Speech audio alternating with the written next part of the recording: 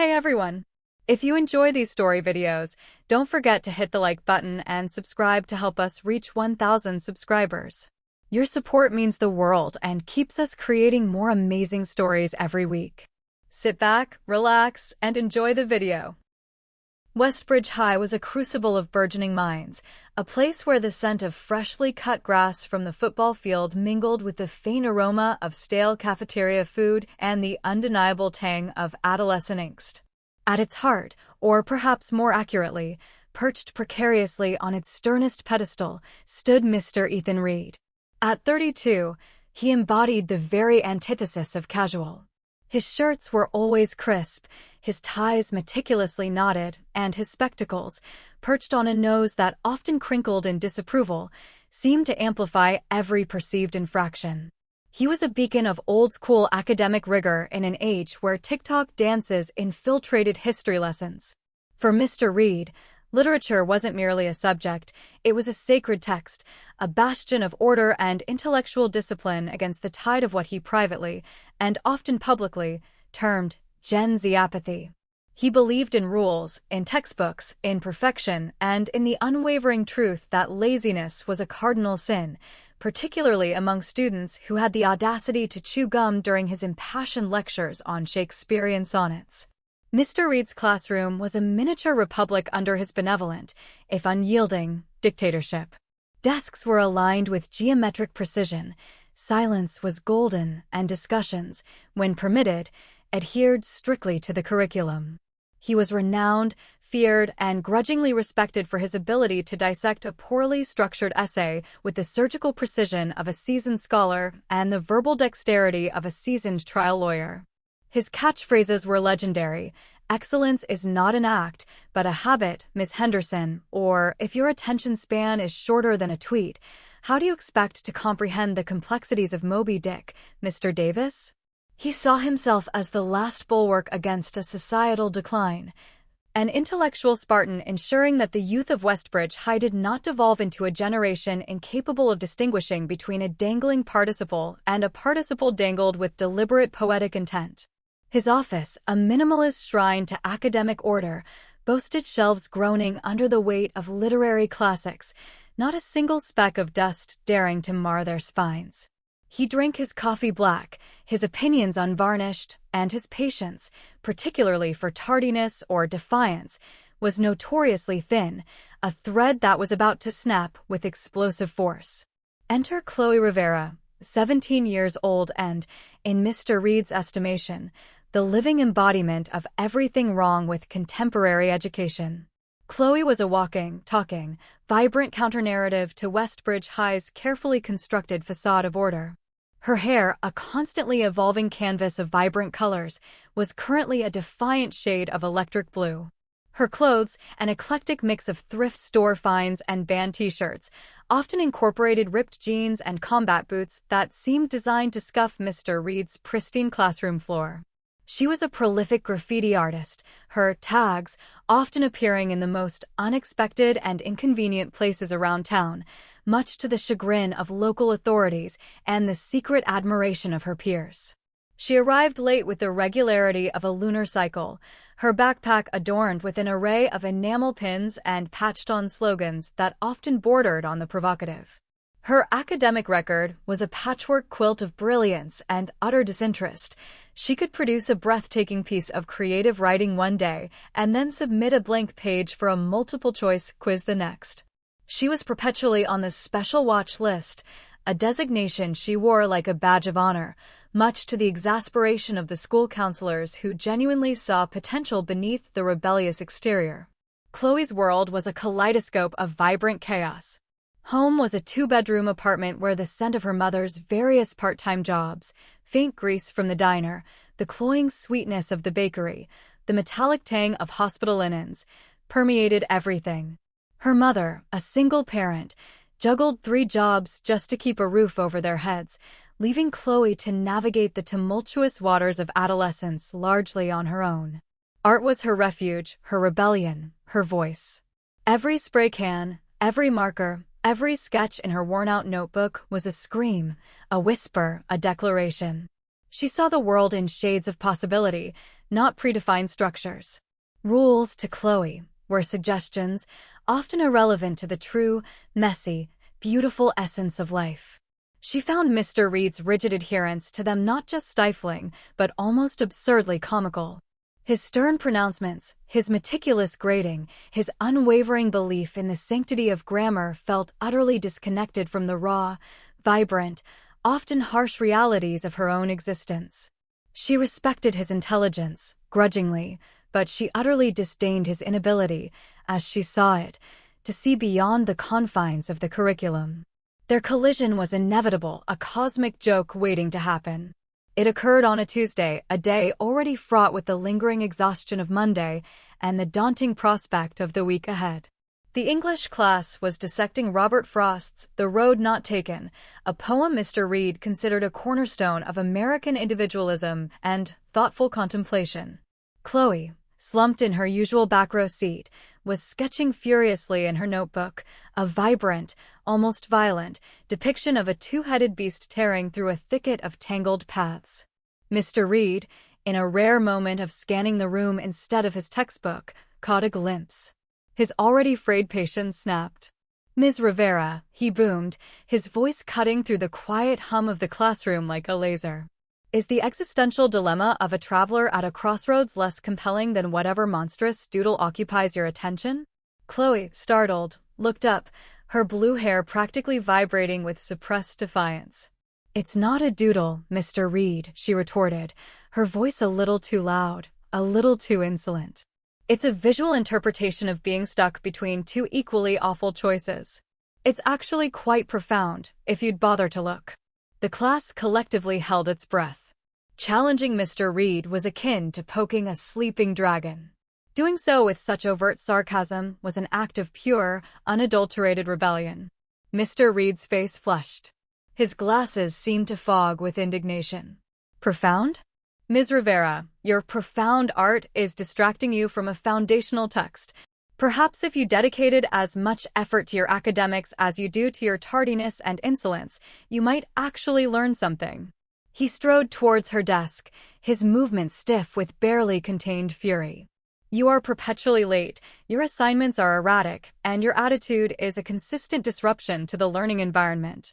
This is precisely the kind of flippant disrespect that undermines everything we strive for here at Westbridge High." Chloe, cornered and publicly humiliated, felt a familiar surge of hot anger. How dare he? How dare he assume he knew anything about her struggles, about the constant tightrope walk of her life? She sprang to her feet, her chair scraping loudly across the floor, an affront to Mr. Reed's meticulously arranged classroom. "And maybe, Mr. Reed," she shot back, her voice shaking slightly but holding firm, "if you actually bothered to see us, instead of just seeing numbers and grades, you'd realize that life isn't always about perfect essays and rules. Maybe some of us have more important things to worry about than your dusty old poems." A gasp rippled through the classroom. No one had ever dared speak to Mr. Reed like that, not to his face, not with such raw, unfiltered emotion. The tension in the room was palpable, a thick, suffocating blanket. Mr. Reed, aghast, stared at her, his mouth agape. "That is enough, Ms. Rivera. Detention. See me after class." "No. No," Chloe yelled, her voice echoing in the stunned silence. "I'm not going to detention because you can't handle someone actually speaking their mind."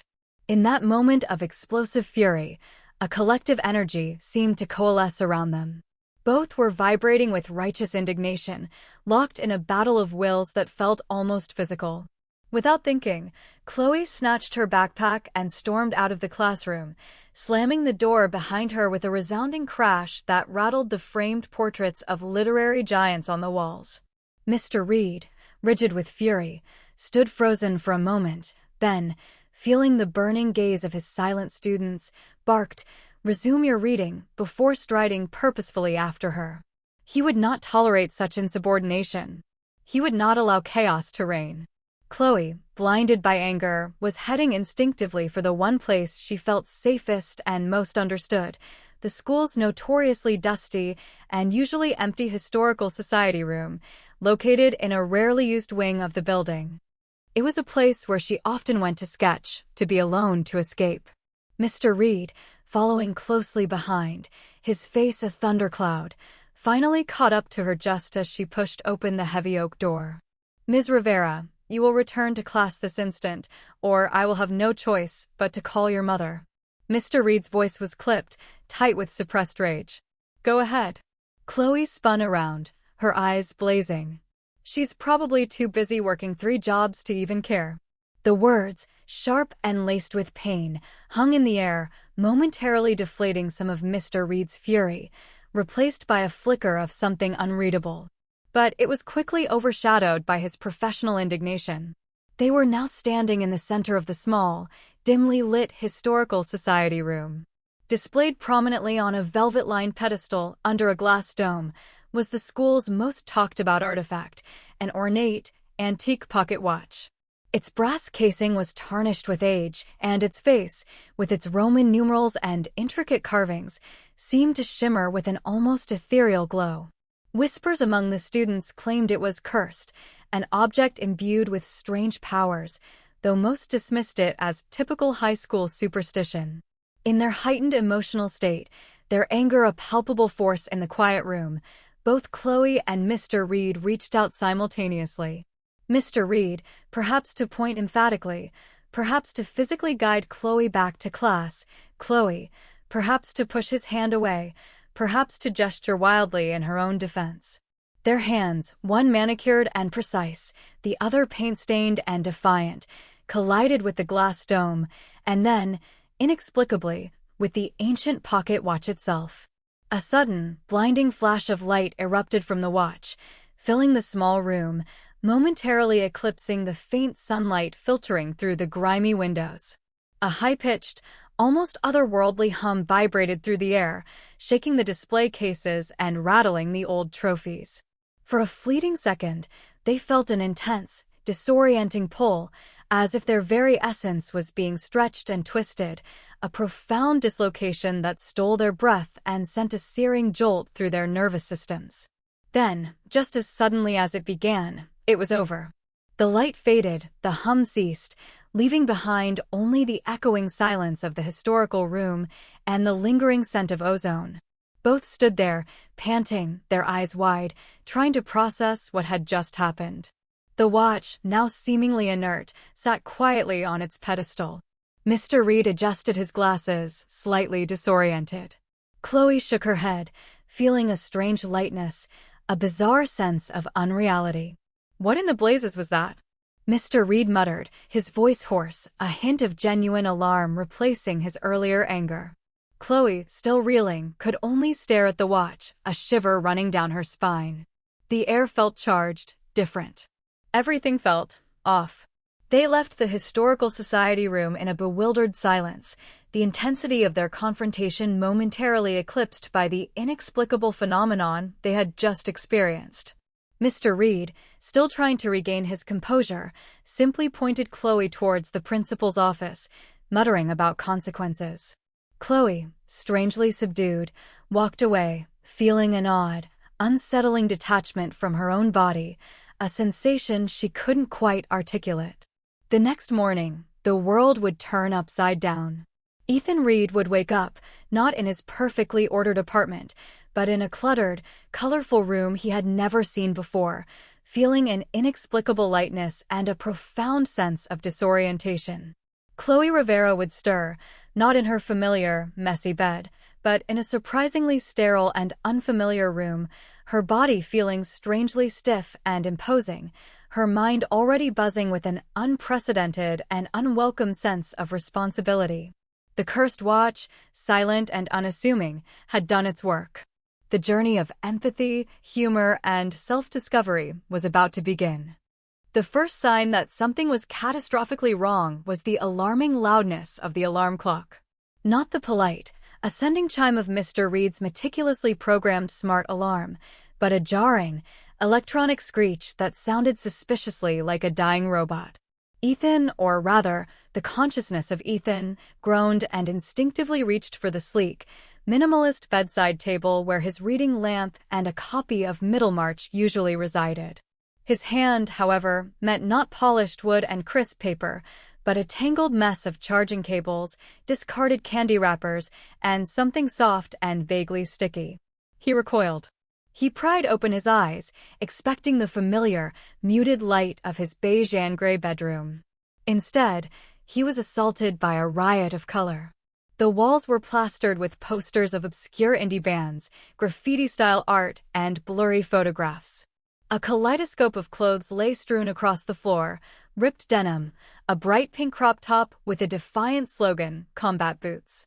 A half-eaten bag of neon-colored chips spilled onto a desk piled high with art supplies, spray cans, and an open, dog-eared notebook filled with intricate, almost violent, sketches. This was not his apartment. This was a nightmare. Panic, cold and sharp, seized him. He sat bolt upright, or at least he tried to. His body felt different. Lighter. Smaller. He glanced down. Instead of his familiar broad chest, covered by sensible flannel pajamas, he saw a smaller, distinctly feminine chest, clad in a thin, worn tank top. A gasp caught in his throat. His hands, usually strong and somewhat large, were slender, with short, unpolished nails, one of which bore a streak of dried purple paint. He touched his face, feeling not the familiar stubble and angular jawline, but smooth skin, a softer chin, and a cascade of electric blue hair falling over his shoulder. A shriek, embarrassingly high-pitched and distinctly not his own, tore from his throat. He scrambled out of bed, tripping over a discarded skateboard, and stumbled towards the full-length mirror leaning against the wall. What stared back was not Mr. Ethan Reed, stern English teacher, but Chloe Rivera, Westbridge High's most notorious rebel. Her defiant blue hair, her piercing, dark eyes, her slight frame, the chain necklace with a small, spray-painted skull pendant, it was undeniably Chloe. No.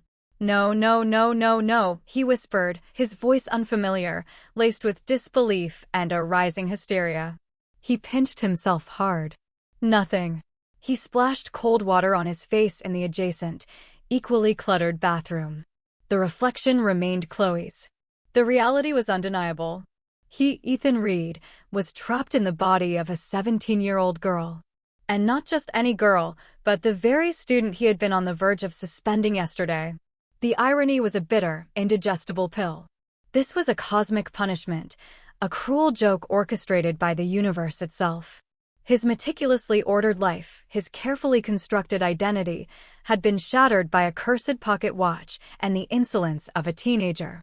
Meanwhile, across town, Chloe Rivera awoke with a start. The alarm had been a civilized, melodic tone, a gentle whisper rather than a blaring assault. It was wrong. Everything felt wrong. She lay for a moment, blinking at the unfamiliar, muted ceiling. The bed was too soft, too big. The room was neat. Disturbingly neat. Beige walls, precisely framed prints of obscure literary figures, a stack of perfectly aligned books on the bedside table. This was not her room. She sat up, feeling a strange heaviness, a stiffness in her shoulders. Her hands, usually nimble and paint-stained, were larger, with long, slender fingers and neatly trimmed nails. She ran a hand through her hair, expecting the familiar tangle of electric blue, but met only short, dark, impeccably styled hair. She swung her legs out of bed, the floor feeling solid and cold beneath surprisingly large, bare feet. She caught sight of herself in the full-length mirror on the closet door and gasped. Staring back was Mr. Ethan Reed. His dark, serious eyes, his angular face, his crisp short hair, even the slight frown line between his eyebrows. She was wearing sensible gray pajamas. Her usual expressive face was replaced by his perpetually composed, slightly stern expression. "No way," she breathed, her voice surprisingly deep and resonant, a complete stranger to her own ears. She walked closer to the mirror, poking her face, pulling at her cheeks. It was him. His body. She tried to make her usual defiant smirk, but it felt alien on his lips, turning into an awkward grimace. This was beyond insane. She was stuck in the body of her uptight, rule-obsessed English teacher. The man she had just yelled at yesterday. This had to be a dream. A very, very vivid and utterly terrifying dream. Chloe, in Mr. Reed's body, stumbled into the immaculate kitchen. The coffee maker was already brewing, filling the air with a rich aroma. A neatly written post-it note was stuck to the fridge. Remember staff meeting at 7:30. Don't forget copies for period 1. Copies for period 1? Staff meeting? Her head throbbed. This wasn't a dream. This was real. And it was going to be an unmitigated disaster. Back at Chloe's apartment, Ethan, in Chloe's body, was in full meltdown mode. What do I do? What do I do? He muttered, pacing the small room, his new, smaller frame feeling utterly foreign. He couldn't go to school. He couldn't. Not like this.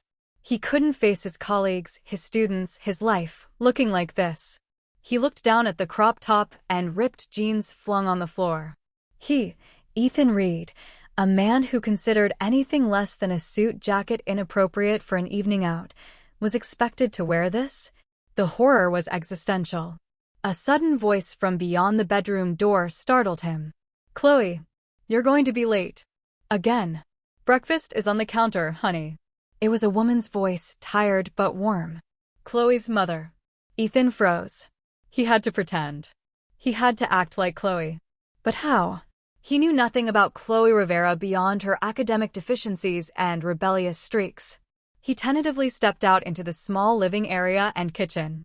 A woman with tired eyes and a kind smile, dressed in a faded diner uniform, was pouring coffee. Morning, sweetie. Don't forget your lunch money. She glanced at him, Chloe, and her smile faltered slightly. Rough night? You look a little pale. Ethan managed a weak, high-pitched morning mom that felt utterly wrong coming from him. He tried to mimic Chloe's usual slouch, her defiant posture, but it felt like wearing a poorly fitting costume. He grabbed a piece of toast, his hands feeling clumsy and alien as he buttered it. The very act of pretending was excruciating. He caught sight of a framed photo on the fridge, Chloe, younger, grinning, with a spray can in her hand. A fresh wave of despair washed over him. Across town, Chloe, in Mr. Reed's body, was experiencing her own brand of existential dread. She had managed to put on his clothes, a crisp white shirt, sensible trousers, a tie that felt like a chokehold. The mirror showed a respectable, albeit slightly disheveled, English teacher. But inside, Chloe was screaming. She fumbled with the knot of the tie, making a mess of it. This was torture. She hated ties. She hated mornings. She hated rules. She hated Mr. Reed. And now she was Mr. Reed. The thought of standing in front of a class, teaching poetry, made her stomach churn. Her mind raced. What did Mr. Reed do? What did he say? She remembered his stern lectures, his precise enunciation, his almost academic fervor. She tried to mimic it, muttering to herself in a deeper voice, the nuances of iambic pentameter. It sounded ridiculous. She felt ridiculous. The front door opened. Mr. Henderson, the vice principal, a portly man with a perpetually concerned expression, stood on the porch. Ethan. Good morning. Ready for the staff meeting? And did you manage to get those copies for period 1? They're essential for the poetry unit. Chloe's heart plummeted. Staff meeting. Copies. Poetry unit. She managed to force a stiff, Mr. Reed-like nod. Indeed, Arthur. Just finishing up some preparations. She tried to deepen her voice further, to sound authoritative. It came out as a rather strangled baritone. Mr. Henderson, ever oblivious, merely smiled. At Westbridge High, the morning bell rang, signaling the start of classes. Ethan, now very much Chloe, found himself navigating the crowded hallways, a sea of chattering teenagers. He was practically invisible, just another face in the crowd, a profoundly unsettling experience for a man used to being a figure of authority. He felt every jostle, every whispered joke, every side-eyed glance of judgment that Chloe must have faced daily. The weight of his backpack felt strangely heavy, loaded with textbooks and art supplies, not the essays he was used to carrying. He found his locker, miraculously remembering the combination from Chloe's memory, a hazy collection of facts now intruding on his own thoughts. The locker was crammed, disorganized, adorned with more rebellious stickers. He tried to pull out a textbook for his first class, algebra. Algebra. He was an English teacher. The mere sight of the quadratic formula made his head spin. Then came the onslaught of social interaction. Chloe. Hey, girl. Late again? Classic, a girl with bright pink hair called out, giving him, Chloe, a friendly shove. You okay? You look like you just saw a ghost. This was Maya, Chloe's best friend, a whirlwind of energy and glitter. Ethan forced a smile, a grimace that felt entirely unnatural. Just tired, Maya. His voice cracked slightly.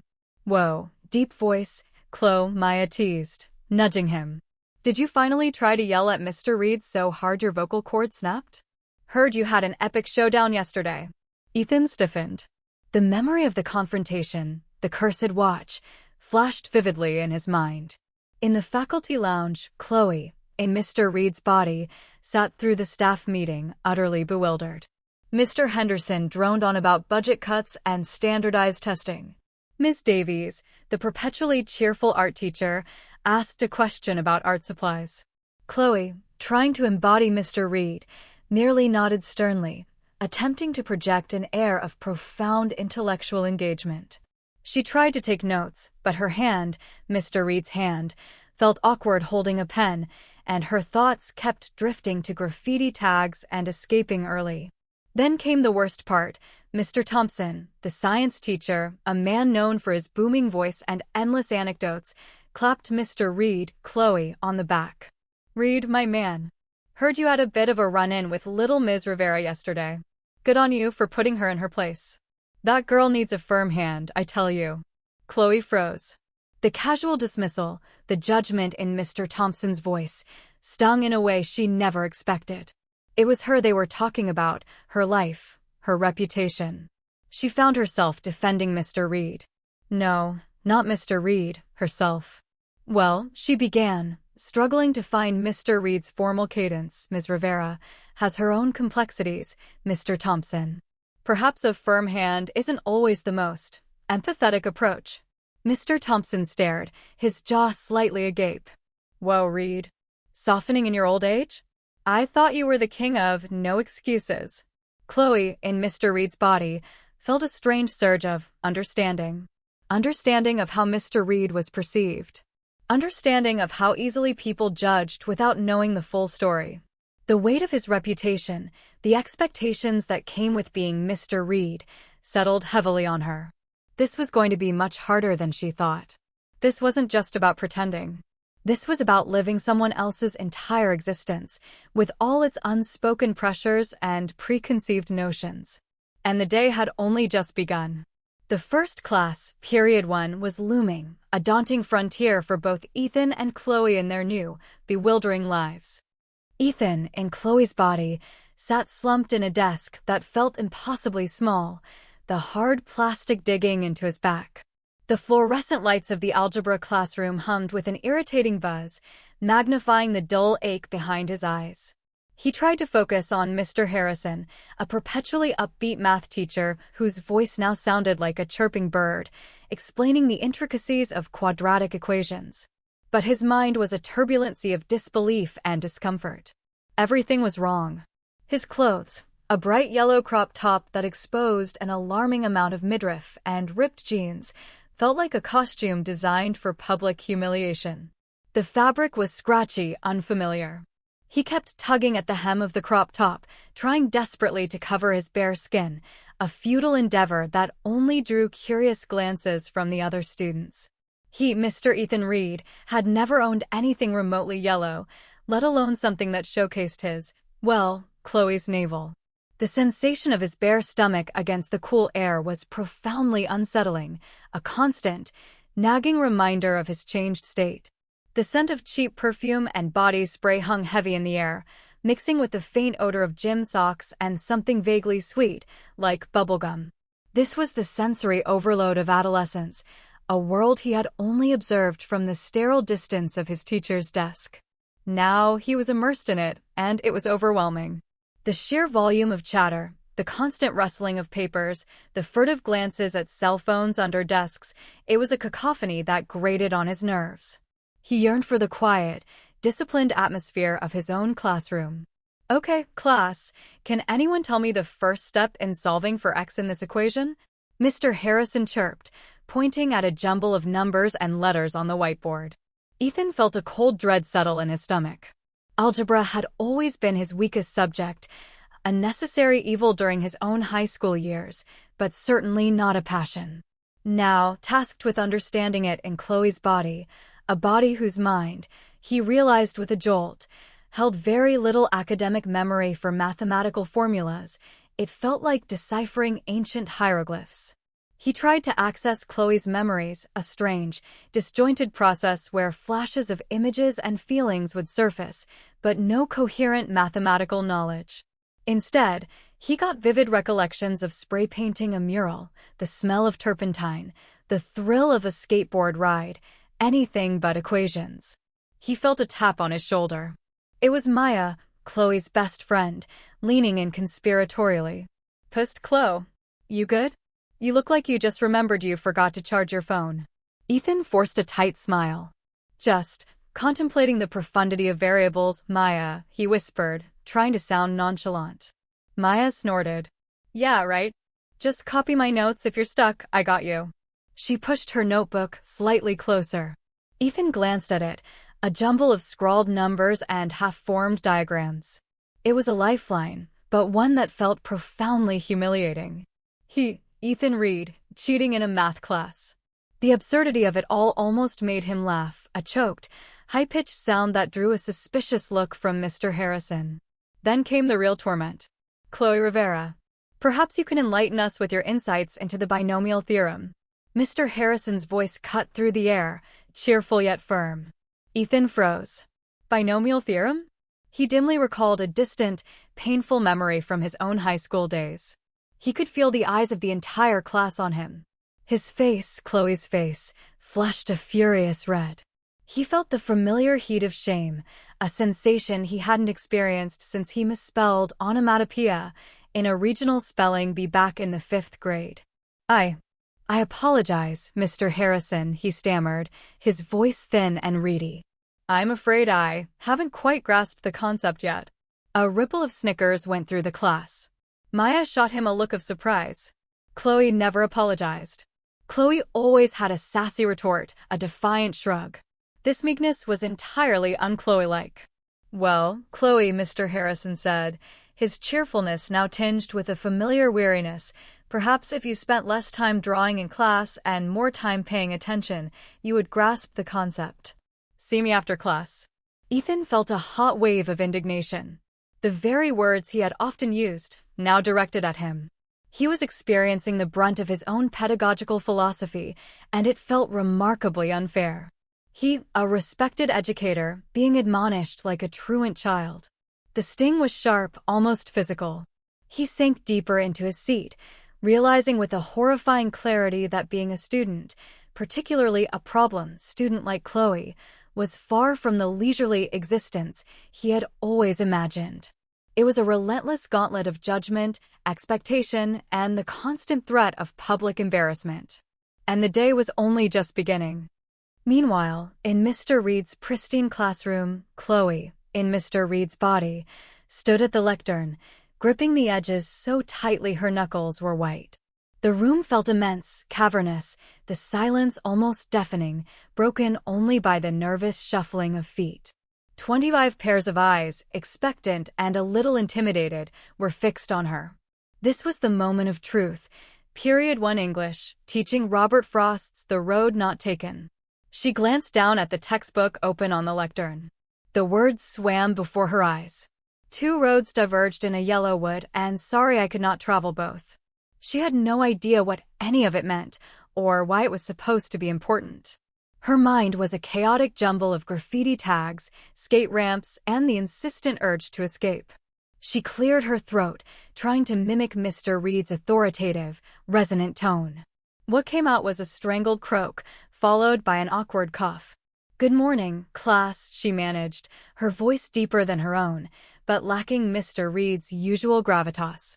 The students exchanged bewildered glances. Mr. Reed usually launched straight into a meticulous dissection of the text, a historical context, a linguistic analysis. This hesitant, almost shy beginning was unprecedented. Chloe's heart pounded. She had to do something. She couldn't just stand there, mute and confused.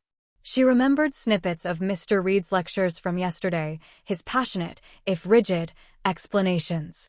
She tried to recall them, but her memory, now filled with Mr. Reed's intellectual baggage, was failing her on the nuances of poetry.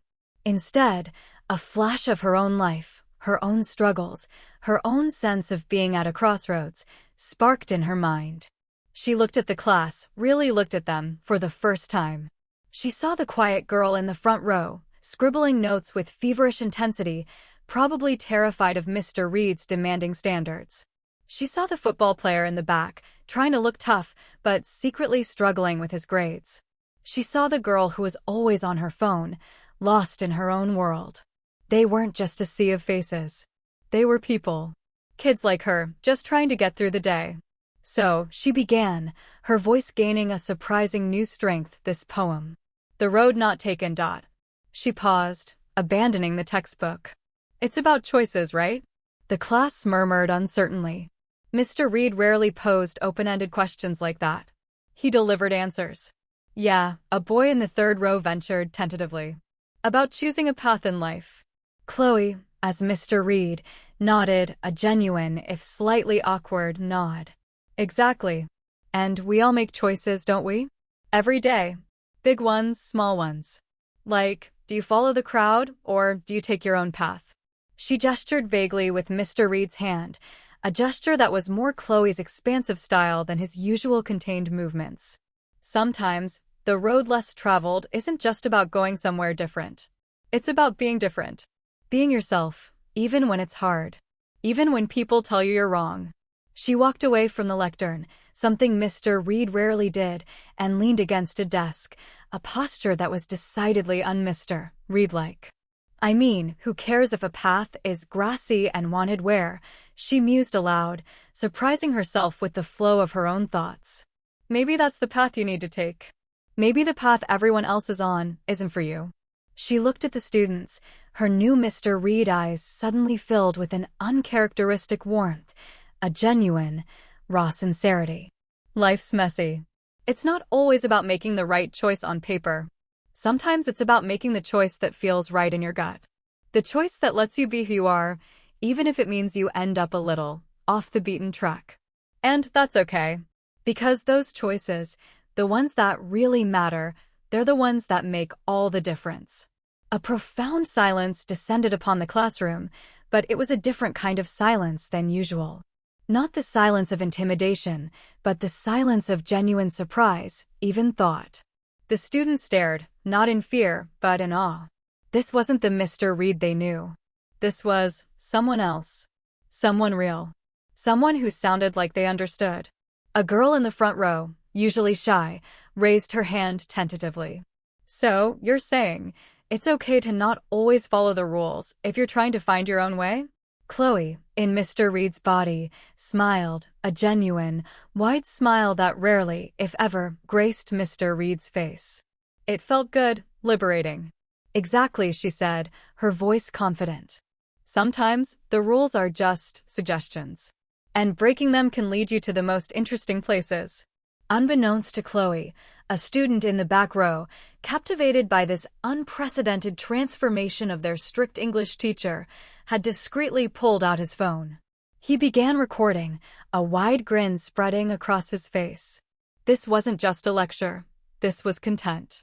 Within hours, a TikTok video titled "Mr. Reed Goes Rogue," deep life advice instead of poetry, would go viral, racking up thousands of views and sparking fervent discussions. Chloe, in Mr. Reed's body, had inadvertently become a social media sensation, while Mr. Reed, in Chloe's body, was still fumbling with algebra and contemplating the existential dread of a crop top. Their worlds had truly inverted, and the lessons, both painful and profound, were just beginning. Ethan, trapped in Chloe's slight frame, dragged himself to the principal's office after his excruciating math class. Mr. Harrison had indeed called for him, Chloe, to discuss her consistent lack of engagement and disrespectful demeanor. As he walked, every step in Chloe's combat boots felt clumsy and alien. The weight of her backpack, adorned with defiant pins and faded band patches, pressed against her shoulders, a constant physical reminder of his new, unwelcome identity. Inside the principal's office, Ms. Albright, the principal, a woman whose smile rarely reached her eyes, sat across from him. Next to her was Ms. Jenkins, the school counselor, whose expression was a practiced blend of concern and exasperation. And then there was Mrs. Rivera, Chloe's mother. Seeing Chloe's mother, tired but resolute, dressed in her diner uniform with a faint stain on the apron, sent a strange jolt through Ethan.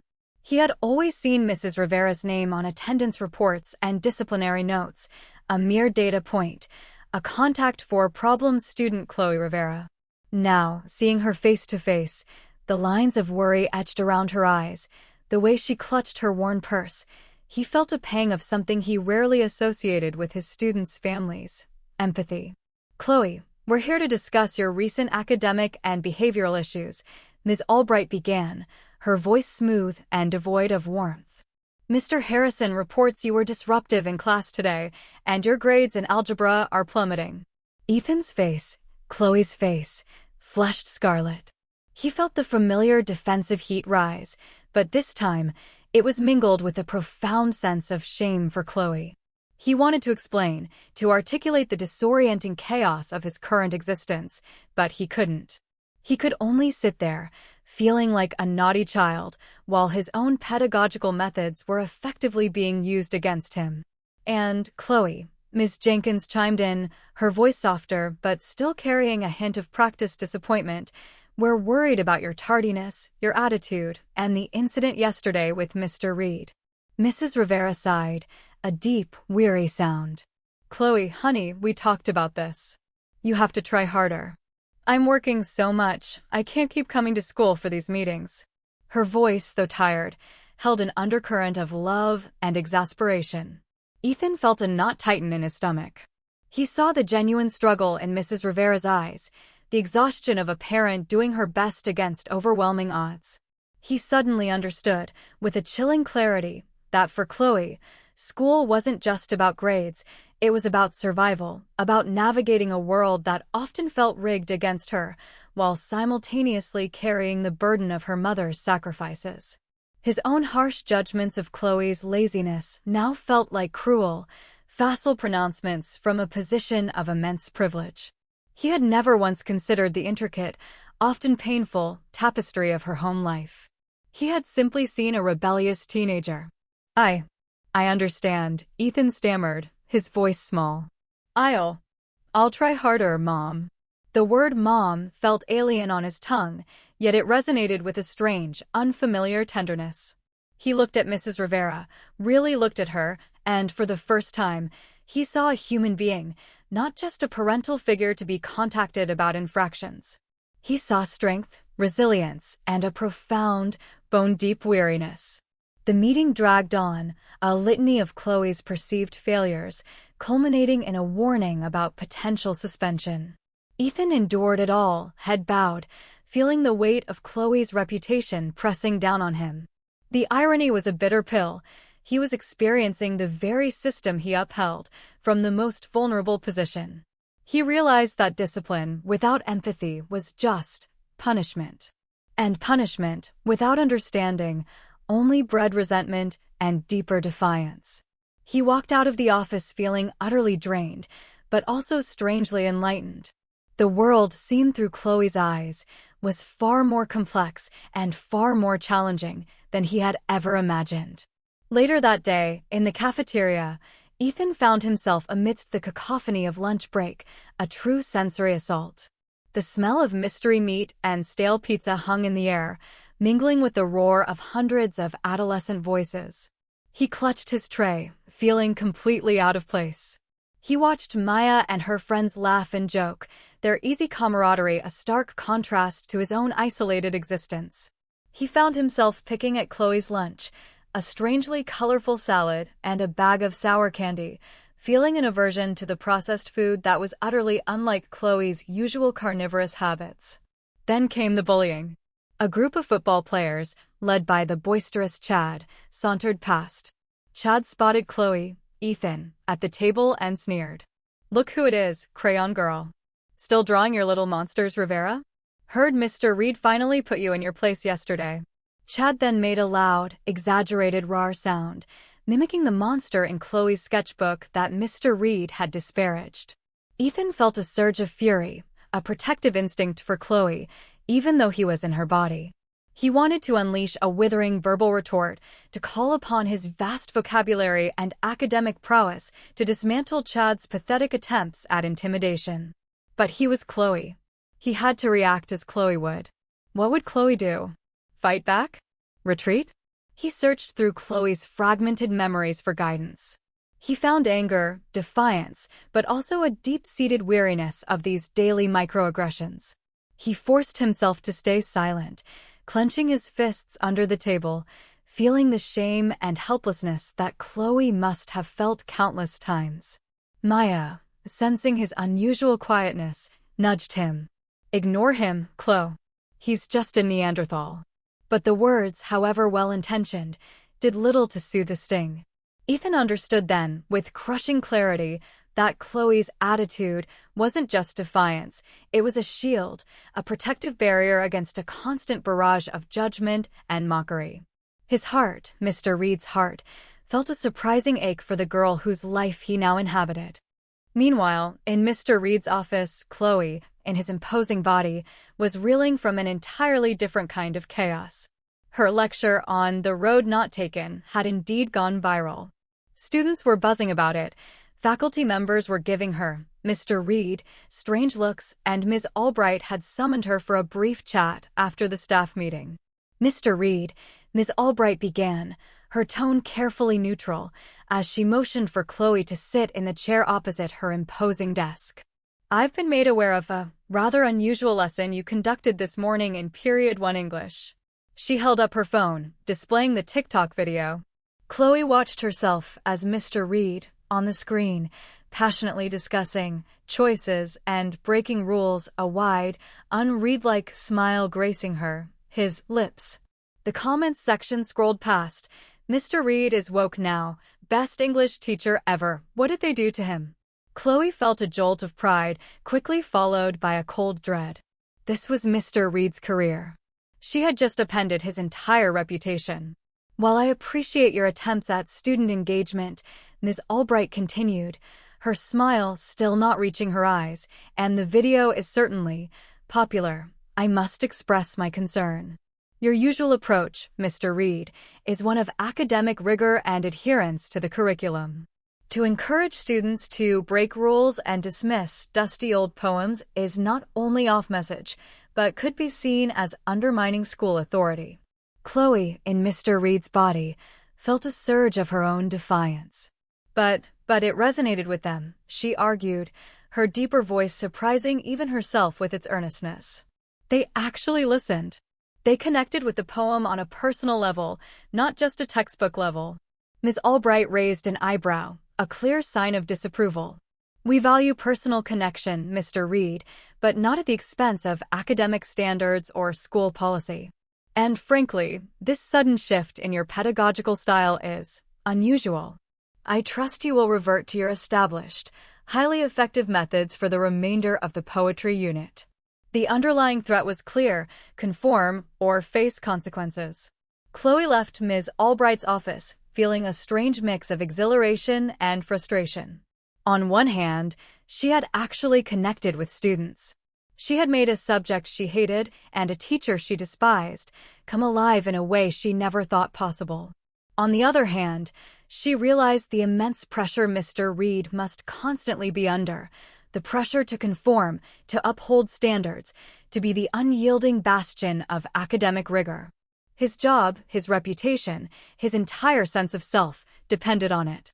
She suddenly saw his strictness not just as personal rigidity, but as a defense mechanism, a shield against the scrutiny and expectations of the administration. As she walked down the hall, several students gave her thumbs up, calling out, "Awesome class, Mr. Reed," and "You rock, sir." Chloe felt a warmth spread through her. She had never received such positive attention for her academics before. It felt good, truly good. But then she passed Mr. Thompson, who gave her a suspicious glare. "Don't think I didn't see that TikTok, Reed," he grumbled. "Soft stuff.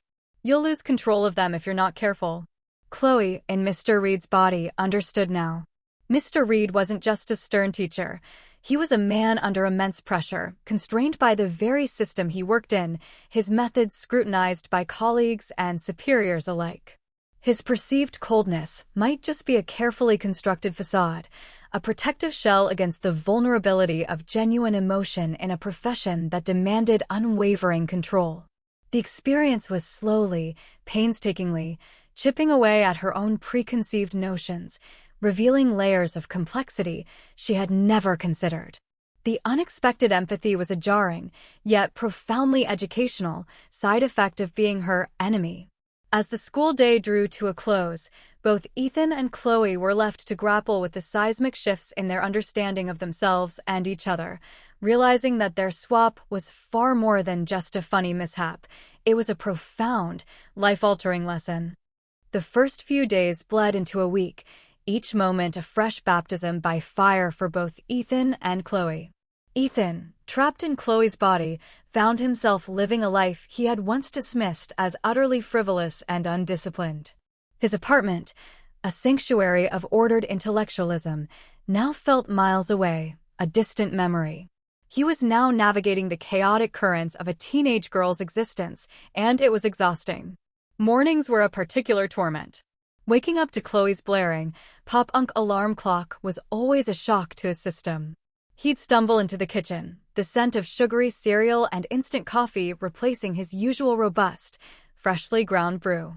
Mrs. Rivera, always rushing off to one of her jobs, would offer a quick, tired smile and a "don't forget your homework, sweetie." Ethan would force a nod, feeling the guilt of Chloe's perpetually incomplete assignments. He found himself trying to organize Chloe's room, a futile Sisyphean task. He'd fold clothes, stack books, mostly graphic novels and art technique guides, not a single literary classic in sight, and wipe down surfaces, only for the room to revert to its natural state of organized chaos by the end of the day, as if the spirit of Chloe herself rebelled against order.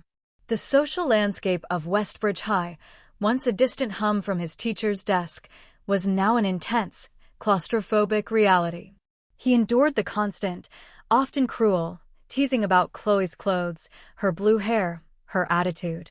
He had to fend off unwelcome advances from boys who saw Chloe as easy prey, a situation that made his blood boil with a protective fury he hadn't known he possessed. He learned to appreciate Maya, Chloe's best friend, whose unwavering loyalty and sarcastic wit were a constant source of quiet comfort. Maya would often share her lunch, lend him a pencil, or simply offer an understanding nod when he, Chloe, looked particularly overwhelmed. Ethan found himself relying on her, a strange and humbling experience for a man who prided himself on self-sufficiency. But perhaps the most profound shift for Ethan came in art class. He had always regarded art as a pleasant diversion, a secondary subject, certainly not as rigorous or intellectually demanding as literature. Yet, as he watched Ms. Davies, the cheerful art teacher, guide the class through sketching techniques, something shifted within him. With Chloe's nimble, paint-stained fingers, Ethan found himself sketching. And to his astonishment, he was good at it. More than good, he was naturally talented. Chloe's artistic instincts, her innate ability to translate emotion onto paper, flowed through his borrowed hands. He found himself drawing complex, vibrant images, his mind surprisingly clear and focused. One afternoon, during an art project involving mixed media, Ethan found himself completely absorbed. He was creating a piece depicting fragmented faces, mirroring his own fractured sense of self. The colors, the textures, the sheer tactile joy of manipulating materials, it was exhilarating. He realized then that Chloe's laziness wasn't a lack of drive, it was a misdirection of passion. Her mind wasn't idle, it was buzzing with visual creativity, a world of expression he had never recognized, let alone valued. He remembered Ms. Albright's words about Chloe's disruptive behavior and realized Chloe's art wasn't disruptive, it was her truest language, a way to communicate what she couldn't articulate in essays or classroom discussions. He felt a profound sense of regret, an ache for all the times he had stifled that creativity, dismissing it as doodling. He found himself looking at the world with Chloe's eyes, seeing beauty in peeling paint, inspiration in discarded objects, stories in the vibrant chaos of the city. His strict, ordered aesthetic was slowly, beautifully, giving way to a more expansive, more vivid perception. Meanwhile, Chloe, in Mr. Reed's body, was grappling with an entirely different set of challenges. The viral TikTok video had made her an accidental celebrity among the students, but a figure of suspicion among some faculty members. Mr. Thompson, the science teacher, eyed her with thinly veiled disapproval. Ms. Albright had initiated stricter observations of her classes, a constant pressure that felt stifling. Yet, despite the scrutiny, Chloe found herself surprisingly effective in the classroom. When she abandoned Mr. Reed's rigid lesson plans and spoke from her own, raw perspective, the students listened. She taught Ozymandias not as a commentary on the transience of power, but as a warning against arrogance, about how quickly even the mightiest can be forgotten if they don't connect with people. She used examples from pop culture, from street art, from their own lives, to illustrate literary themes, making them feel real and relevant. She even found herself enjoying the process, the challenge of engaging these often disinterested minds. When a shy student, usually terrified of speaking, hesitantly offered a personal interpretation of a poem, Chloe felt a surge of genuine pride, a feeling far more satisfying than any praise she had ever received for her own art. She realized Mr. Reed, despite his strictness, must get something profound from this profession, something beyond academic satisfaction. However, the adult world also presented its own form of isolation. Mr. Reed's life, she discovered, was remarkably solitary. After school, there were no friends to hang out with, no skateboard parks to escape to. His evenings were filled with grading papers, preparing lesson plans, and reading scholarly articles. His apartment, once a symbol of order to Ethan, now felt eerily quiet, almost sterile to Chloe. There was no bustling family life, no constant hum of activity. He ate dinner alone, a sensible meal prepared with meticulous precision. He watched documentaries on obscure historical figures. He rarely socialized. Chloe, with Mr. Reed's refined palate, found herself trying to cook, a disastrous but often hilarious endeavor. She once attempted a complicated French recipe from one of Mr. Reed's cookbooks, only to create a smoking, inedible mess, filling his impeccably clean kitchen with the smell of burnt garlic. She also tried to understand his academic pursuits. She picked up Moby Dick, a book Mr. Reed revered, and tried to read it. She found it dense, impenetrable, but she persevered, imagining Mr. Reed immersed in its complex narrative, trying to understand his world. One evening, overwhelmed by the quiet solitude, Chloe found herself scrolling through Mr. Reed's phone. It was filled with contacts of colleagues, school administrators, and a few family members she didn't recognize. There were no casual texts, no playful banter, no late-night calls. She scrolled through his photos, mostly landscapes, architectural details, and neatly arranged bookshelves.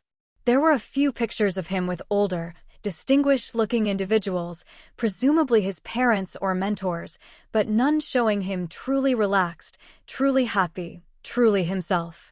She found an old photo album in his living room, filled with faded pictures. Young Ethan, awkward and serious, graduating from college, then from graduate school. A few photos of him on what looked like a hiking trip, a rare glimpse of him smiling, a genuine, unburdened smile. She realized that Mr. Reed wasn't just the strict teacher. He was a man who had dedicated his life to intellectual pursuits, a man who, perhaps, had sacrificed social connection for academic excellence. His strictness, his reserved demeanor, might not be coldness, but a form of shyness, a protective shell built over years of striving for perfection. He was lonely. The realization struck Chloe with surprising force. A wave of unexpected sympathy washed over her. She, Chloe Rivera, the rebellious teenager, felt pity for her uptight English teacher. The irony was not lost on her. Both Ethan and Chloe were beginning to see the profound human stories behind the facades. Ethan, experiencing the daily struggles and subtle indignities of Chloe's life, was shedding his academic detachment, growing a heart he didn't know he possessed. Chloe, living in the quiet isolation and professional pressures of Mr. Reed's adult world, was beginning to understand the burden of responsibility and the often lonely pursuit of excellence. They were each discovering that the other's life, far from being simple or easily judged, was a complex, often painful, tapestry of hopes, fears, and unseen struggles. The swap was not just a physical transformation, it was a profound journey into empathy, reshaping their very souls. The profound shifts in perspective continued to ripple through Ethan and Chloe. Ethan, in Chloe's body, was becoming intimately acquainted with the daily grind of adolescent life, a relentless cycle of academic pressure, social navigation, and personal insecurity.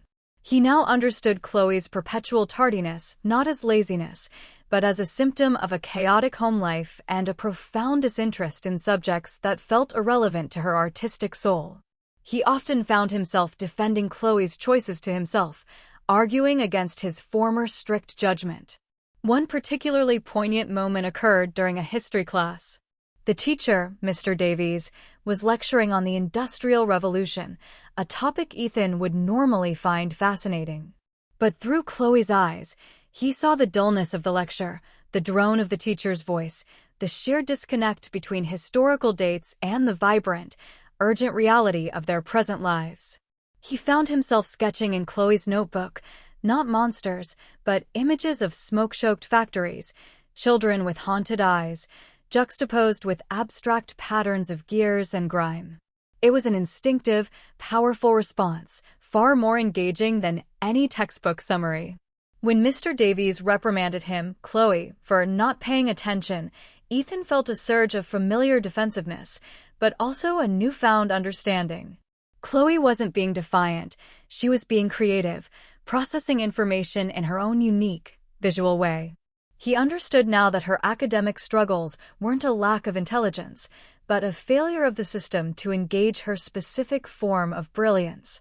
He also found himself experiencing the subtle indignities of being a young woman. The casual misogyny from some male students, the objectifying glances, the assumptions about pretty girls and their intellect, these were daily occurrences he had never truly noticed as a man. Walking home from school, he'd sometimes feel an unwelcome gaze, a shiver of unease that Chloe must have felt regularly. It bred in him a fiercely protective instinct for Chloe, a quiet rage at the injustices she faced simply by existing in her skin. But the most challenging aspect was the growing financial strain. Chloe's mother, already working 3 jobs, was struggling to make ends meet. Ethan, with his adult understanding of finances, saw the bills piling up on the kitchen counter, the worried lines on Mrs. Rivera's face. He felt a profound sense of helplessness. As Mr. Reed, he managed his finances meticulously, his savings account robust. As Chloe, he had nothing. He overheard Mrs. Rivera on the phone, quietly stressing about rent, about utility bills. He saw Chloe's worn-out sneakers, her faded clothes, not as a fashion statement, but as a symbol of economic reality. The lazy Gen Z student he had judged was, in fact, navigating a constant tightrope walk of financial precarity, a burden he had never, in his privileged life, had to consider. One afternoon, Chloe's mother came home, her face pale, her shoulders slumped. She'd been laid off from her 3rd job. "They're cutting shifts, honey," she said, her voice barely a whisper. "We're going to have to make things even tighter." Ethan watched, his heart aching, as Chloe's mother tried to put on a brave face, but her eyes betrayed her despair. That night, Ethan, as Chloe lay awake, the weight of their precarious situation pressing down on him. He felt an intense, almost desperate, desire to help, but in Chloe's body, he was powerless. The helplessness was a bitter, sickening feeling, a far cry from the academic control he was used to. He realized Chloe's quiet defiance, her occasional outbursts, were not random acts of rebellion, but cries for help, expressions of immense pressure. Meanwhile, Chloe, in Mr. Reed's body, was thriving in the classroom, her unconventional methods transforming previously dull lessons into vibrant, interactive sessions. Students who had once dreaded English class now looked forward to it. Her discussions on choice and authenticity had evolved into a recurring theme, subtly woven into every lesson, from dystopian literature to romantic poetry. She used Mr. Reed's vast literary knowledge, filtering it through her own unique, rebellious lens. She even found herself genuinely enjoying some of the dusty old poems, seeing new meaning in them now that she was relating them to real life, to the struggles and triumphs of her students. However, the professional world was tightening its grip. The initial viral success of her TikTok lecture had faded, replaced by quiet scrutiny. Ms. Albright, while acknowledging the improved student engagement, remained wary. She saw Chloe's, Mr. Reed's, new, relaxed demeanor, her more casual approach, as a potential threat to the school's academic standards. One morning, just before period 1, Ms. Albright entered Mr. Reed's classroom, accompanied by two stern-faced individuals in dark suits, representatives from the district's education inspectorate. Chloe's heart leaped into her throat. This was an unexpected inspection, a random audit of teaching methods and curriculum adherence. The air crackled with a sudden, suffocating pressure. "Mr. Reed," Ms. Albright announced, her voice sharper than usual, "these are Mr. Davies and Ms. Chin from the district. They're here for an unscheduled observation of your class." Chloe felt a cold sweat break out on her forehead. An unscheduled observation. This was a nightmare scenario. Mr. Reed had meticulously planned lessons, structured discussions, and strict adherence to the syllabus. Chloe, on the other hand, often improvised, letting the students' interests guide the conversation, injecting her own rebellious interpretations. She wasn't following Mr. Reed's lesson plans. She was making them up as she went along, guided by instinct and a surprising knack for connecting with the students. She tried to regain her composure, to put on her most Mr. Reed-like facade. She stood at the lectern, gripping it tightly, and attempted to launch into a discussion of literary devices, a topic Mr. Reed would undoubtedly have planned. But her mind went blank. She glanced at the inspectors, their faces impassive, their pens poised over clipboards. She could feel their judgment, their quiet assessment. This wasn't about connecting with students. This was about proving she was a good teacher by their rigid, bureaucratic standards. Just as she was floundering, searching for the right academic phrase, her eyes fell on a student who looked particularly stressed, hunched over his notebook, biting his pen. In a flash of insight, Chloe abandoned the textbook. "All right, class," she announced, her voice deepening with unexpected conviction. "Today, we're going to talk about performance. About putting on a show. About how we present ourselves to the world, even when we're terrified." She glanced pointedly at the inspectors, then at the nervous student. Because sometimes, the greatest act of courage is just being able to stand up there, under pressure, and pretend you know what you're doing. A murmur went through the class. The inspectors exchanged looks, their expressions unreadable. Chloe, in Mr. Reed's body, had just thrown the rulebook out the window, improvising a lesson on performance and vulnerability, using her own raw experience of the moment. She channeled her anxiety into a passionate, unscripted discourse, speaking with a truthfulness that transcended mere curriculum.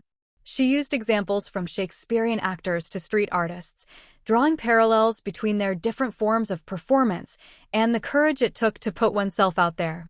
The students, sensing the unusual intensity, were captivated. Simultaneously, a more immediate crisis was unfolding across town. Ethan, in Chloe's body, had made a desperate, impulsive decision. Overwhelmed by the news of Mrs. Rivera's job loss and his own helplessness, he had skipped his last class, English, his own class, ironically, and headed to Central Park, a place Chloe often sought refuge. He needed to clear his head, to think, to escape the suffocating reality of her life. He sat on a bench, sketching furiously in Chloe's notebook, trying to capture the chaos and beauty of the park, pouring all his anxieties onto the page. He was so engrossed that he didn't notice the approach of a stern-faced security guard until a heavy hand fell on his shoulder. "Excuse me, young lady," the guard said, his voice gruff. "Skipping school, are we? I've seen you here before." Ethan froze. He was caught. Not just skipping school, but in Central Park, miles away from Westbridge High, during school hours. The realization hit him with sickening force. If he was identified as Chloe Rivera, truant, during an already precarious time for her, it could mean serious trouble, possibly even suspension or expulsion. And then the truth about the body swap, his body swap, could potentially be revealed. His meticulously constructed life, his very identity as Mr. Reed, could come crashing down, exposed to the world in the most embarrassing, scandalous way imaginable. The guard reached for his radio. "I'm going to need to call the school, young lady, and your parents." Ethan's heart hammered in his chest. Both of them, unbeknownst to the other, were now teetering on the brink of exposure, their carefully maintained facades threatening to crumble. The stakes had just been dramatically raised. The body swap was no longer just an inconvenience or a lesson. It was a tightrope walk over an abyss, and a single misstep could lead to catastrophe. The world seemed to spin around Ethan as the security guard reached for his radio. "Hold on, officer," Chloe stammered, desperately trying to conjure a plausible excuse. His mind, usually sharp and articulate, was a panicked blank. All he could think of was the image of Mrs. Rivera's tired face, the news of her job loss, and the certain devastation this truancy report would bring. He couldn't let Chloe be expelled, not now, not when her life was already so fragile. "No excuses, young lady," the guard said, his finger already hovering over the call button. "School hours are school hours." Just as the guard was about to make the call, a figure emerged from behind a cluster of trees. Maya, Chloe's best friend. She had seen Ethan, Chloe, leave school and, sensing something was wrong, had followed him.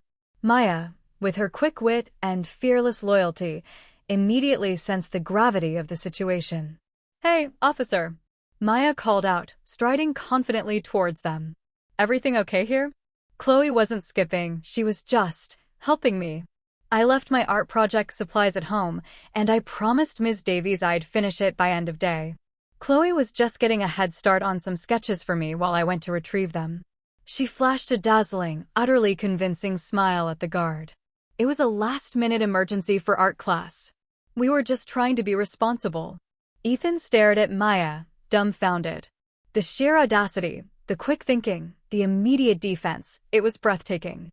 He, Mr. Reed, a stickler for rules, was now being rescued from a truancy charge by a fabricated story woven by a teenager to protect him, Chloe. The guard, momentarily flummoxed by Maya's confident explanation, hesitated. "Art project, huh? During school hours?" "Yes, a huge mural project," Maya insisted, gesturing wildly with her hands, pulling out her phone and pretending to show him a picture of a non-existent mural. "Ms. Davies is really pushing us. Chloe's the best artist in the school, you know. She's practically a prodigy. She just gets so absorbed, sometimes she forgets everything else." She winked at Ethan, Chloe. The guard, perhaps sensing the truth of the last statement, or perhaps just tired of dealing with teenagers, finally relented with a sigh. All right. But don't let me catch you here again during school hours. Both of you. Get back to class." As the guard walked away, Maya turned to Ethan, Chloe, her relief palpable. "Dude, what were you thinking? Skipping school? And getting caught? That's like Chloe Rivera 101, but even you usually manage to avoid the actual calls to home." She then noticed the look on Ethan's, Chloe's, face, a profound mixture of shock, gratitude, and a deeper understanding. "Seriously though, Chloe. You okay?" You've been acting super weird lately. Ethan, still reeling, managed a choked, "Thank you, Maya. You saved me." He felt a profound, almost overwhelming wave of appreciation for this loyal, sharp-witted girl. He realized that Chloe, despite her outward defiance, was not alone. She had a true friend, someone who saw beyond the rebellious exterior and genuinely cared. This realization further chipped away at his rigid preconceptions, revealing the precious, vital connections Chloe cultivated, connections he, as Mr. Reed, often overlooked in his own solitary life. The brush with exposure had been terrifying, but it had also shown him the unexpected, beautiful resilience of Chloe's world. Meanwhile, in Mr. Reed's classroom, Chloe was in the midst of her own intense crisis. The two district inspectors, Mr. Davies and Miss Chin, sat in the back, their expressions inscrutable, their pens scratching occasionally. Chloe, in Mr. Reed's body, had launched into her improvisational lecture on performance and vulnerability, but as the minutes ticked by, the pressure mounted. She could feel the inspectors' quiet skepticism, their expectation for a structured, curriculum-aligned lesson. She tried to steer the discussion back to the designated poem, but every time she did, it felt forced, inauthentic. Her students, however, were fully engaged. They were asking questions, sharing personal anecdotes about feeling judged or having to perform in their own lives. It was an incredibly rich, organic discussion, but it was miles away from Mr. Reed's meticulously planned lesson. Mid-sentence, Mr. Davies, the lead inspector, cleared his throat loudly. "Mr. Reed," he interjected, his voice formal and chillingly polite. "While these discussions are certainly thought-provoking, I must ask if you intend to actually cover the learning objectives for this poetry unit. We are here to observe academic instruction, not a philosophical debate." His tone implied that Chloe, as Mr. Reed, was failing miserably. Chloe felt a jolt of panic. She was blowing it. She was jeopardizing Mr. Reed's career. All her efforts to connect, to make the lesson real, were falling flat under the cold, clinical gaze of the bureaucracy. She saw Mr. Reed's careful career, his years of dedication, flashing before her eyes. The weight of his responsibilities, which she had only recently begun to understand, pressed down on her with crushing force. She looked at her students, their faces a mixture of confusion and concern, sensing the shift in atmosphere. She saw the quiet girl from the front row, whose hand was still tentatively raised, wanting to share an insight. In that moment, Chloe made a decision. She couldn't abandon her students. She couldn't betray the connection she had built, even if it meant risking Mr. Reed's job. She had to stay true to the lesson, the real lesson she was trying to teach. She took a deep breath, letting Mr. Reed's deeper voice resonate with newfound conviction. "Mr. Davies, Miss Chin," she said, addressing the inspectors directly, her voice unwavering. "My primary objective is to cultivate critical thinkers and empathetic individuals. The curriculum is a framework, but the true learning, I believe, happens when students can connect these learning objectives to their own lived experience. A poem about choice isn't just about literary analysis, it's about understanding the impact of choices in their own lives, about the courage to take a path less traveled." She paused, her eyes meeting theirs. "If they learn to feel the poetry, to understand its relevance to their humanity, then I believe I am fulfilling my duty as an educator." Her impassioned defense hung in the air, a bold challenge to their rigid authority. The inspectors exchanged looks, their expressions still unreadable. The classroom was silent, the students watching, captivated, as their teacher stood up against the system. Then, the unexpected happened. The quiet girl in the front row, whose hand was still raised, found her courage. "Mr. Reed," she said, her voice small but clear, I wrote a poem last night. About taking a different path, like you said. Can I read it?" Chloe, in Mr. Reed's body, felt a surge of pride so fierce it almost brought tears to her eyes. This was the true impact, the real learning. "Yes," she said, her voice thick with emotion. "Please do." As the girl began to read her heartfelt, if slightly clumsy, poem about finding her own voice, the atmosphere in the room shifted. The inspectors, initially stiff, seemed to relax ever so slightly. Mr. Davies leaned back in his chair, a flicker of something resembling interest in his eyes. Miss Chin, surprisingly, pulled out a small notepad and began to write, not on her observation checklist, but on a fresh page. Chloe had risked everything, but in doing so, she had unleashed a genuine, powerful moment of connection and learning. She had upheld Mr. Reed's calling, even if she had gone about it in a way he would never have imagined. The day concluded, both Ethan and Chloe having narrowly escaped exposure, but not without profound, life-altering revelations. Ethan had discovered the depth of Chloe's struggle and the unwavering loyalty of her friends, a world far more complex and beautiful than he had judged. Chloe had experienced the immense pressure and scrutiny of Mr. Reed's profession, but also the profound satisfaction of truly connecting with students, a connection that transcended mere academics. They had both faced the unraveling of their borrowed lives, yet emerged with a deeper understanding of the other's humanity. The stage was now set for their eventual reunion and the shared journey back to their true selves, forever changed by the experience. The close call with the security guard and the district inspectors had shaken both Ethan and Chloe to their core. The terror of exposure, the humiliation of potentially destroying another's life, lingered like a phantom limb. But with that fear came an even deeper understanding. They had, in their respective borrowed skins, not only survived, but had genuinely lived the other's reality. Ethan had felt the sting of social judgment, the burden of poverty, and the quiet dignity of a mother's sacrifice. Chloe had shouldered the immense pressure of professional expectations, the solitude of an intellectual life, and the profound satisfaction of inspiring young minds. That evening, a strange, undeniable pull began to manifest. Both Ethan, as Chloe, and Chloe, as Mr. Reed, felt an inexplicable urge to return to Westbridge High. Not to the Historical Society room specifically, but to the school itself, a feeling akin to an invisible string tugging them back to the source of their magical predicament.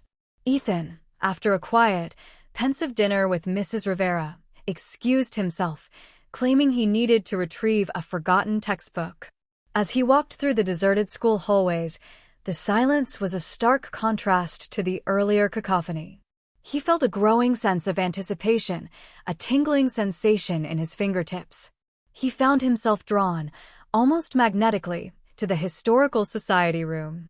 At the same time, Chloe, having endured a solitary evening grading papers, a task she now approached with a surprising dedication, remembering the tired faces of her students, also felt an irresistible urge. She fabricated an excuse about needing to check on some files and drove to the school. As she entered the building, a subtle vibration resonated through Mr. Reed's body, leading her directly to the same, dimly lit room.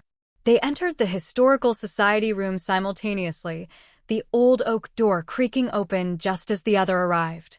The room was bathed in the soft glow of moonlight filtering through the dusty windows, illuminating the velvet-lined pedestal where the antique pocket watch sat, glinting faintly. They stood facing each other, Ethan in Chloe's slight frame, Chloe in Mr. Reed's imposing one. For a long moment, they simply stared, a complex tapestry of emotions passing between them, shock, relief, a shared understanding, and a dawning hope. You came," Ethan whispered, his voice, Chloe's voice, filled with a raw vulnerability he hadn't known he possessed. "I felt drawn here," Chloe replied, her voice, Mr. Reed's voice, equally hushed, heavy with emotion. Their eyes fell upon the pocket watch. It seemed to pulse with a faint, internal light, almost as if beckoning them. Without a word, a silent, mutual understanding passed between them. They both reached out, their hands, now so familiar to each other, but still alien to their own consciousness, touching the cool, smooth surface of the watch. This time, the flash of light was not violent or disorienting, but soft, warm, and enveloping. The high-pitched hum returned, but it was melodic, almost comforting. They felt a gentle spiraling sensation, a sense of being seamlessly restitched, realigned. And then, just as quickly as it had enveloped them, the light faded, the hum ceased, leaving behind only the profound silence of the historical room. Ethan gasped, his hand flying to his chest. He felt larger, solid, his own. He looked down. His broad chest, clad in his sensible gray blazer, his strong, familiar hands. He was Mr. Ethan Reed again. He looked at Chloe, now standing before him in her own vibrant, defiant clothes, her electric blue hair, her small, expressive hands. She too was staring at herself, a look of profound relief, mixed with a hint of something unreadable, on her face. "It worked," Chloe whispered, her own voice, high-pitched and distinctly hers, a sound she hadn't heard in weeks. A small, genuine smile spread across her face. Ethan, overcome, simply nodded, a profound sense of rightness washing over him. The world, his world, felt stable again. Yet, everything was also profoundly different. In the weeks and months that followed, Westbridge High witnessed a quiet, yet remarkable transformation. Mr. Reed returned to his classes, but he was not the same Mr. Reed who had disappeared weeks ago. His lectures were still brilliant, still rigorously academic, but they were now infused with a newfound warmth and unexpected empathy. He still taught Frost, but he spoke of the road not taken, with a depth of understanding that resonated profoundly with his students. He encouraged them to find their own roads, to embrace authenticity, to see literature as a reflection of their own complex lives. His stern expression was often replaced by a small, genuine smile. He started asking students not just about their grades, but about their passions, their struggles, their lives outside the classroom. He even stopped wearing ties sometimes, opting for a softer, more approachable look. He understood now that his old strictness, while born of a desire for excellence, had also created an emotional distance. He saw his students not as data points, but as complex, vibrant individuals, each navigating their own unique journey. He learned to listen, truly listen, to the unspoken stories behind their academic struggles. Chloe Rivera, too, was changed. The rebellious streak was still there, a core part of her identity, but it was now channeled into more constructive avenues. She became a dedicated student, not because she suddenly loved algebra, but because she understood the importance of foundational skills, and because she no longer wanted to add to her mother's burdens. She attended class regularly, completed assignments with a newfound diligence, and even found herself participating in discussions. Her art flourished, infused with a deeper meaning, a more profound understanding of the human condition. She joined the school's literature club, surprising everyone, including herself. She still wore her ripped jeans and combat boots, but now with an added confidence, a quiet sense of purpose that transcended mere defiance. She still painted graffiti, but now often for community projects, murals that brought color and life to neglected parts of the city. The biggest surprise came at the end of the semester, in Mr. Reed's English class. For their final project, students were asked to write a personal essay inspired by a literary theme. Chloe, the once notorious rebel, submitted an essay that captivated the entire class and profoundly moved Mr. Reed. The essay was titled, "The Day I Became My Teacher." It began with a vivid, humorous account of waking up in Mr. Reed's body, the shock of his neat apartment, the discomfort of his formal clothes, the terror of standing before a class. It detailed the unexpected joy of teaching, of seeing students' eyes light up, of the responsibility and the pride that came with it. It spoke of the quiet loneliness of his adult life, the pressures he faced, and the realization that his strictness was often a mask for his vulnerability and dedication. The essay then shifted to Ethan's experiences in Chloe's body, detailing the pain of poverty, the sting of judgment, the fierce loyalty of friends, and the profound, untamed beauty of her artistic world. It spoke of the exhaustion of her mother, the constant struggle, and the dawning understanding that laziness was often a luxury unavailable to those fighting to survive.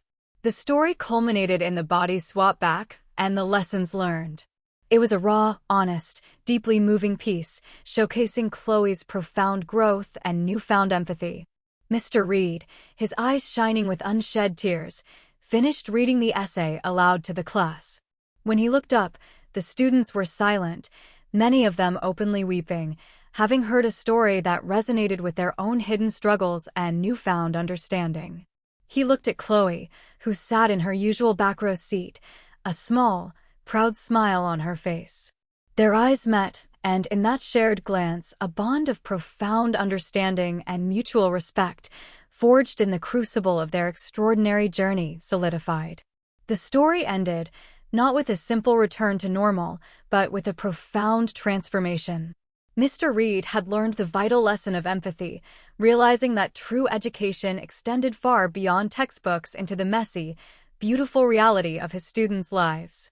Chloe had learned the value of discipline, the power of connection, and the quiet dignity of dedication, realizing that her voice, her art, and her unique perspective held immense power, a power that could change minds and hearts, just as Mr. Reed had changed hers.